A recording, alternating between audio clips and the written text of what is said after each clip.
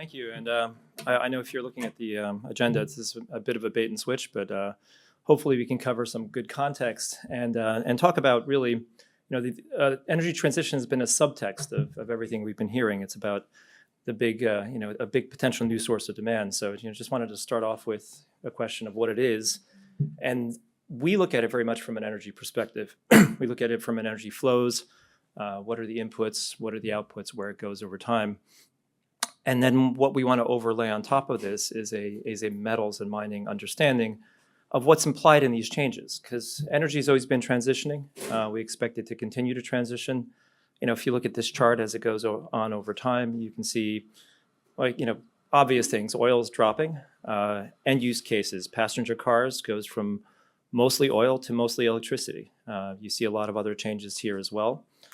You see what's happening to coal in terms of dropping off in terms of a 2-degree scenario. You can see, and in general, this is a story of electrification plus other uses, including bio, et cetera. So this is your context. And what you really want to do is you want to have a Rosetta Stone that goes from this sort of set of energy transition flows to ones that have implications for the metals, minerals, and mining sector. So once again, context, where are we? 78 countries to date have taken on country-level net zero pledges, various stages of how serious they are. Some of them are in law, some of them are just announcements and aspirational. But it's, the intent is there. COP is coming up, COP27 is coming up. There is, all these proclamations have been made. If we had a chart of when this is actually supposed to take place, some countries are looking at 2040, some countries are looking at 2070, so well beyond the lifetime, perhaps, of some of the older policymakers who've made these pledges. So that's that needs to be taken with a grain of salt.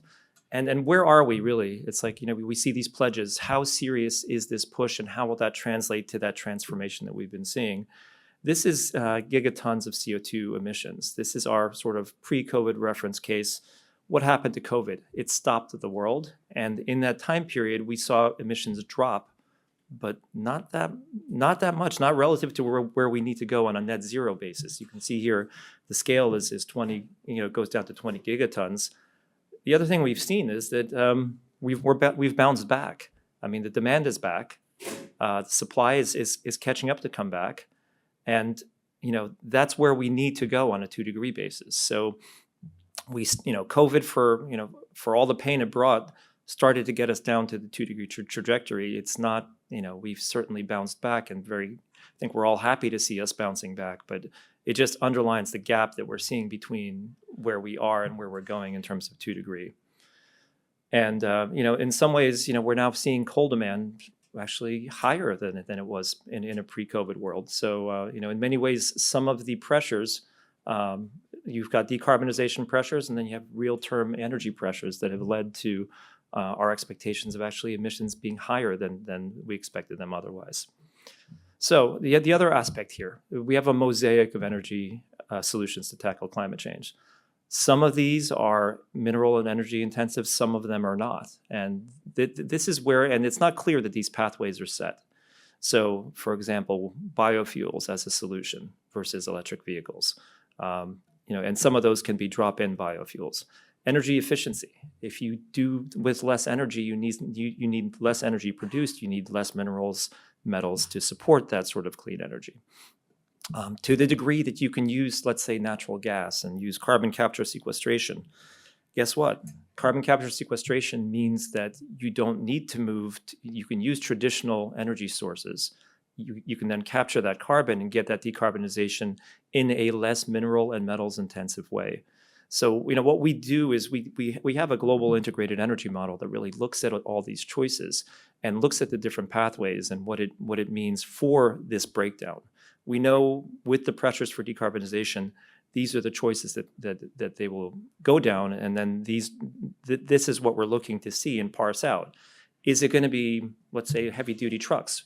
Are those going to be hydrogen fueled with fuel cells that has one set of implications for metals and minerals? Or is it going to be really heavy-duty trucks with conventional lithium-ion or substitute batteries? So it's This depends on costs, that this depends on policy drivers, that this depends on a lot of different elements that we're constantly looking at because it's a balance of policy, technology, and markets that interplay for this. So just wanted to go again in terms of where we see, our reference case, yes, we see coal declining. We still see oil pretty strong. And this is, part of it is the constant increase in energy demand. We have the underlying drivers being, population, economic growth. The demand for energy has really been strong, and we expect it to continue to be strong. We do have a 2-degree warming case. You can see the differences here, and the differences here are essentially more of an escalation of renewables, clearly, which comes with the incremental wind, the incremental solar, the incremental batteries that comes with that. Somewhat slowdown in natural gas, and that's because less gas is used in the power sector, and that's where the renewables pick up. Certainly less coal. Coal is being phased out. So that is in a 2-degree world, it's hard to see, other than in very incumbent regions, places like Indonesia, where coal plays a role. But the key there is also carbon capture sequestration, where you have incumbent coal, where you have carbon capture sequestration playing a key role. You can see the tail end of coal use being extended, even if the emissions from coal drop to much lower levels. And these are the challenges and opportunities. You look at the delta, and then the question is, I'm showing a reference case and I'm showing a 2-degree world. Which do you believe?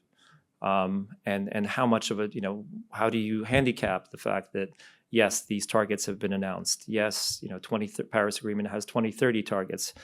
Countries have net zero targets out through 2040, 2050. It's still hard for us, and until we see a very concrete plan for that transition into a net zero paradigm, we don't really tend to build that in. We've seen too many examples of announcements that are then not taken as seriously as the announcers potentially intended, and that's something that we continue tracking. But the 2-degree world I'm showing here is not the one that we're expecting. It's one that I think policymakers and people at COP will be looking to move to. But and that's not to say that the reference case forecast is a business as usual. I mean, what we build into that reference case forecast is an incredible uptake of electric vehicles, an incredible uptake of renewables, as you can see. That renewable uptake on the reference case is unprecedented in terms of any sort of energy penetration in the history of energy use globally. So what we're saying is that the 2-degree case would have to be unprecedented on top of unprecedented. And that's part of the challenge we're seeing. And when we look at the solutions, we go sector by sector. In our modeling, we have 11 different end-use sectors, and we look at what the solutions are. So for passenger vehicles, is the solution going to be electric vehicles? Will it be hydrogen? Will it be biofuels? Will it be some sort of renewable natural gas or gas? And once again, you can go sector by sector, and that's what we do. And some of these sectors are more clear winners. For example, passenger vehicles. We see that as being a battery electric vehicle story. There's just too many factors that are cost and otherwise that are very strong in supporting that thesis. Commercial road transport, there it starts depending. It starts depending because of the weight of the battery, because of the distance traveled, because of the charging times, and you keep going down this. You keep going down sector by sector. Residential, commercial, there's really not that many. There are electrification alternatives, but that's electrification through heat pumps, for example. So think about what heat pumps mean. Aviation, if we go to aviation and marine, these are probably the most challenging sectors, the least likely to be using sort of electrification and batteries. This is where we see hydrogen, ammonia, biofuels really playing a role. So this is something that, unless there are some really clear breakthroughs, there are some examples of battery-powered flight, and obviously some shorter length maritime batteries. But mostly, when we talk about what's going to be fueling what are going to be the fuels of the future for those sectors, it's going to be not so much the battery and materials side. Industry and own use, once again, this is kind of issues where carbon capture can play a role. And as you can see, this is all put in terms of emissions. That's sort of the same sort of gigatons of emissions. In a 2-degree scenario, we still see power gen emissions being relatively high. Remember, in a 2-degree world, there's a lot more electricity being demanded. So in a 2-degree world, with all the things being electrified, there's going to be more of a need for older units to maybe perhaps stay on, even as renewables are built to meet the new demand. And I made this point earlier. It's like we're talking about unprecedented growth in renewables, and the previous speaker was talking about what that means for silver in terms of solar. I mean, if you think about all the materials, and you can see in the chart on the right, a relative megawatt of coal, gas, oil, solar, and wind. I mean, clearly, wind and solar are on a different scale when it comes to steel. They're on a different scale when it comes to copper and aluminum as well. So in these cases, you're talking about a megawatt of solar replacing a megawatt hour of coal or gas. Certainly more materials implications. The other thing is that also a megawatt of coal is running 85% of the time. A megawatt of solar can be running 20% of the time. So you need many more megawatts of solar to get the same amount of energy that a megawatt of coal can provide for you. So the materials implications of going from a reference case to a 2-degree case are pretty material. Even assuming that reference case, it's already building in a massive amount of incremental demand for aluminum, steel, and copper, just looking at those three from the perspective of wind and solar. Wanted to touch upon the other element as we're going sector by sector. There's, transportation is a key element. I was showing the EV, the light duty and heavy duty numbers. We're also on a very strong upward scale in terms of electric vehicle sales. Now, this is history. This isn't any forecasts of ours. And what you can see here is really the uptake. And remember, this uptake involves also learning by doing. It involves cost curves coming down. It involves, and the thing to keep in mind is, remember, the last year or two have not been great for light-duty vehicle sales. There's been chip problems. There's been a lot of OEM issues with providing supply, and we've seen this uptake in spite of all that on the EV side. Granted, the U.S., if you look at the chart here, U.S. is not the leader here. It's really Europe and China that are leading the EV charge. So what the materials are being directed in that direction. But the U.S. is clearly growing. It's growing from a smaller base, and it's really in some ways limited by the models that are available. But even in terms of share, you can kind of see that we are in a different place. We're heading to sort of 7% of total sales being electric at this point in the U.S. Now, granted, Norway is up in the 80 to 90% range, but this is something that where the world is in the double digits now in terms of percentage of total sales, and the U.S. is certainly moving up there.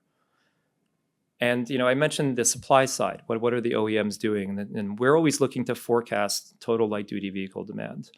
We have our core forecast. We have the total light-duty vehicle demand. You can see where electric vehicles start coming in by 2040. We start getting into the 50% of total sales range. Well, it's somewhere in that range. It's like we have a most likely case, and if you want to go bullish, you kind of take a look at what the OEMs are announcing. You can see bit by bit what they're announcing as you get to 2030, 2035, and 2040. And once again, if you believe their targets, then this is something that's very credible. And then you can kind of take this, bring it back to assumptions on battery chemistries, battery types, and bring it back to a real assessment of what this means for supply demand of the key lithium-ion battery components. Now that was the bullish case for electric vehicles. It's partially supply driven, partially policy driven. The bearish case is what we know has been happening in the markets. It's the pricing of key lithium-ion battery metals, and this is from our Platts price assessments. It's the interesting thing is that really started in 2021, and that hasn't yet impacted the sort of growth that we've been seeing in electric vehicles. It's still, and it's we build in our forecasts and make some assumptions on chemistries, we're seeing growing demand, and this is something that we see going forward. So still very particularly on the EV side, we're looking at a real uptake that's going to continue pressuring the supply and offering returns. And the fact is, fleet turnover is key to decarbonization. It's part of it is sales, but you also need that retirement. So it's in a world where there's income issues, people are not buying new cars. Even a high share of electric vehicles will not translate into a lot of battery demand and metals and materials demand. So what do you need? We look for things like bans. We look for California just put in a formal 2035 internal combustion engine ban. New York is contemplating an internal combustion engine ban as well. And there's a number of other jurisdictions around the world that we're also seeing this. At the same time, used car markets mean that old cars can stay on for a while. If oil prices, if oil prices do go down in the long term, we do expect them to go down. We have a total cost of ownership model where we look to see how people choose, and the total cost of ownership factors in a lot of these things, and ultimately decides what the scrappage rate is and what the uptake rate is. Interesting thing to note is also the geopolitics here. I mean, there's so much. We just had the OPEC announcement yesterday, and when we think about oil, top 3 producers of oil make up are 40% of the total oil market. If we go to something like lithium, top 3 producers of lithium make up almost 90% of the total market.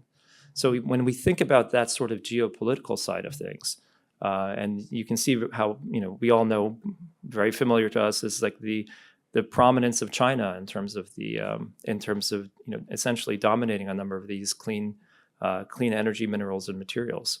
And this is kind of where, when we look at the Inflation Reduction Act, we see that the industrial policy that's being built into there to guarantee security of supply chains, and this is a whole different dynamic. This is a whole different dynamic of interrelationships, of free trade areas in terms of preferential investment, et cetera. So we would look for capital flows to start following these sort of geopolitical dependencies, and some of that is being clearly written into the Inflation Reduction Act and the type of legislation we're seeing. So just going to the U.S., this is kind of showing the same charts that I was showing in terms of the world for the U.S. Some of the same trends. I mean, we're really seeing renewables go up much stronger than they ever have before. Once again, unprecedented. We see coal being essentially phased out. It doesn't actually matter whether it's our reference case or 2-degree scenario. We see coal being, essentially, it's a matter of pace a little bit, but it's being phased out. The role of natural gas is still to be determined. Clearly, the U.S. has plenty of it to go around, and those are the kind of bounds that we see. And once again, where does the U.S. end up between these two cases? I mean, this chart was done before the IRA. With the IRA, we're certainly getting closer to that 2-degree scenario for the U.S. And that's if you believe the U.S. targets, what the U.S. was saying it was going to do for the Paris Agreement, it wasn't coming close. If you look at sort of 2030, a 50% cut by 2030 versus 2005 levels, you'd need the entire power sector emissions to disappear. I mean, that's not going to happen by 2030. And even with the ambitious targets of the IRA, we still think it's going to be a challenge. So there's a lot of, these are the targets. This is, again, an example of like why when we see announcements of net zero targets, particularly on the government level, we take them with some grains of salt. And when we look at sort of announcements, even on a corporate level, there are different ways to achieve them. There's different varieties of offsets that can be used. There are different strategies that can be used. So I think there's a need to kind of go beyond the face level announcements to kind of go into greater detail. So, for the last part of my talk, I just wanted to go through some of what we're seeing about the IRA. I mean, clearly, it's the most significant piece of climate or industrial policy legislation that we've seen in a long time. I mean, 2009, Waxman-Markey was the climate bill that was supposed to happen. Since that time, there hasn't been anything like this. And what we're seeing now is that this isn't really a climate bill. This is really an industrial policy bill. It's leveraging of the government balance sheet, essentially through tax credits, to drive investment and to drive deployment of key clean energy technologies. So, in terms of the expectations, you can see on the right-hand side what the historic investment has been in terms of annual average power sector investment, and then what we see from 2023 to 2032 in terms of what these levels can be. And that's the sort of high case, but I just put it out there to be, to give a sense of the bounds. And relatively speaking, $300, $400 billion at play here that is being essentially deployed to drive these particular industries. And what are the traditional, what's happening? Well, solar and wind are going to be a lot cheaper with these tax credits. What this means is they are going to be competitive not just against new coal and gas fire plants, they're going to be competitive against existing coal and gas fire plants. So these sort of new tax credits, if they are fully realized, and there's a lot of hoops to jump through to be fully realized, can really drive the power sector transformation. Critical here is also the importance of energy storage. I've been putting up massive renewable growth numbers, particularly when you start getting into higher renewable penetration, relying on intermittent wind and solar.